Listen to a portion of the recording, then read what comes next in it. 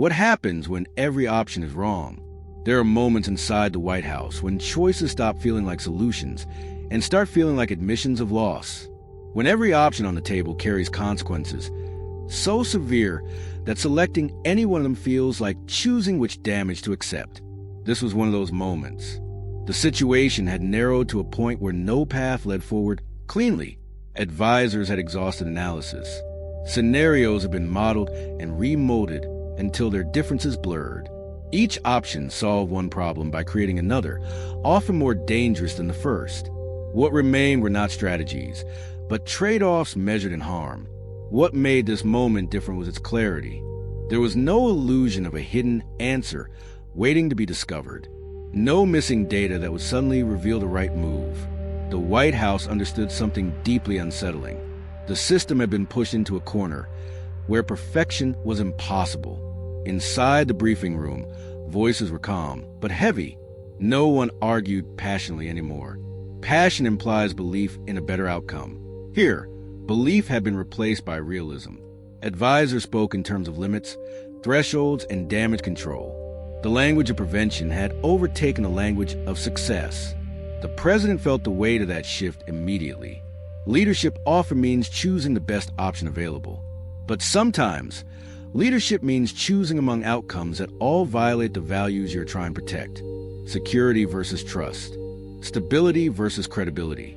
Action versus restraint. This mattered because it exposed a truth rarely acknowledged publicly. Power does not guarantee good choices. It only guarantees that choices must be made. And when every option is wrong, refusing to choose becomes its own form of damage. The president asked the room a simple question. Which option leaves the country least harmed tomorrow? Not proud, not victorious, just intact. The answers were honest and deeply uncomfortable. None of the options preserved everything. All required sacrifice. The decision ahead would not be remembered for success, but for restraint or the lack of it. This was the moment where leadership moved beyond policy and into judgment, where the job was no longer to solve the problem, but to prevent it from destroying what remained. When every option is wrong, the burden of choice becomes absolute, and in that space, leadership reveals its truest form. As the discussion continued, the White House confronted the reality it had been avoiding. There would be no outcome that could be explained cleanly to the public. No version of events where the administration could claim clear success. Whatever decision was made would demand justification, not through results, but through reasoning. Advisors walked through each option again, this time without optimism. One path risked immediate instability, but offered the possibility of regaining control later. Another promised short-term calm, but allowed deeper problems to grow unchecked. A third minimized visible damage, while quietly undermining long-term trust. Each option asked the same question in a different form. What kind of damage could the nation survive? The president listened, recognizing a pattern. The more carefully each option was examined, the more its weaknesses became undeniable. This was not a failure of planning. It was a consequence of compounding pressures converging at once. No strategy could have prevented it entirely. The system had reached a point where trade-offs were unavoidable. What made the moment especially heavy was the moral weight of choice. These were not abstract costs. They affected real lives, real institutions, real stability. Choosing wrong would not simply produce criticism. It would shape the conditions a country would have to live with for years. Silence filled the room as the president weighed the implications. Leadership at this level often requires accepting responsibility for outcomes that cannot be defended as good, only as necessary. This was one of those moments. The administration was not choosing between right and wrong. It was choosing between harms. One advisor finally articulated the core truth. The question was not which option was correct, but which mistake would be most survivable. That framing stripped away illusion and forced clarity. Mistakes would be made. The goal was to ensure they did not become fatal. The president understood then that the decision could not be delayed further. Delay would not improve the options. It would only add another wrong choice to the list. The responsibility now was not to find certainty, but to choose deliberately. When every option is wrong, leadership is measured not by outcome, but by intention and restraint. The White House stood at that line. preparing to choose not a victory, but a burden it was willing to carry. And once that burden was chosen, there would be no turning back. The conflict reached its breaking point when the president asked for projections beyond the immediate aftermath. Not days ahead, not weeks, but years. What would this decision leave behind once attention moved on and consequences settled into daily reality? The answer stripped away any remaining comfort. One option would normalize emergency measures, quietly lowering the threshold for future overreach. Another would weaken deterrence in ways that could not be repaired without confrontation later. A third would preserve appearance while hollowing out trust, leaving institutions intact but brittle. Each future was flawed in a different way. Advisors spoke carefully, aware that they were no longer offering guidance so much as warning. This was not about choosing a path forward. It was about choosing which principle will be compromised.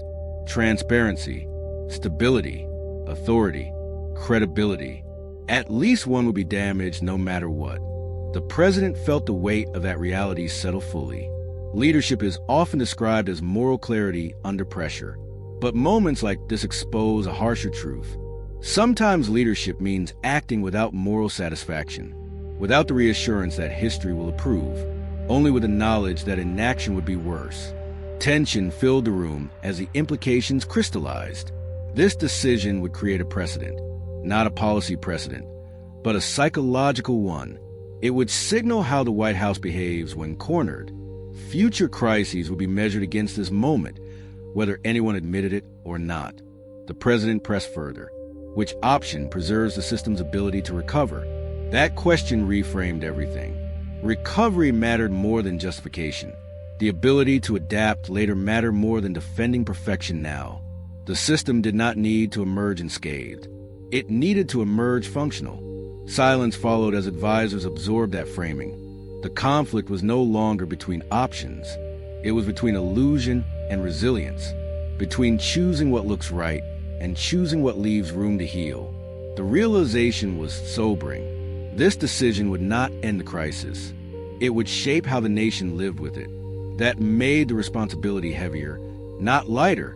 The president understood that whatever path was chosen would close some doors permanently. The buildup reached its peak in that stillness. Every argument had been made, every risk exposed.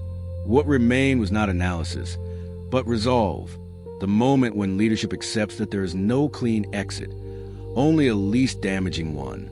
And in that moment, the president prepared to choose the wrong option for the right reason. The decision was executed without triumph, because none was deserved. The president chose the option that preserved the nation's ability to recover, even though it compromised principles that would later be criticized. It was not the cleanest path. It was a survivable one. Inside the White House, the shift was immediate and sobering. Advisors understood what had been accepted and what had been lost. The choice reduced immediate damage, but it carried a long shadow. There would be consequences that could not be undone, only managed. Leadership, in this moment, meant owning that cost without deflection. Public reaction followed familiar lines.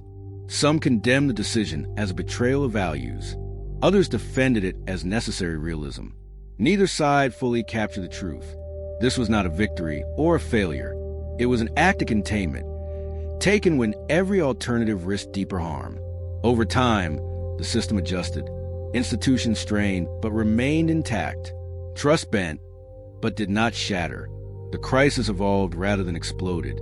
The decision did not fix the problem, but it kept the nation functional long enough to adapt.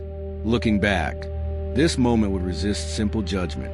Commentators would debate whether a better option had existed. History would revisit the trade-offs again and again. But those inside the White House knew the truth that rarely fits into narratives.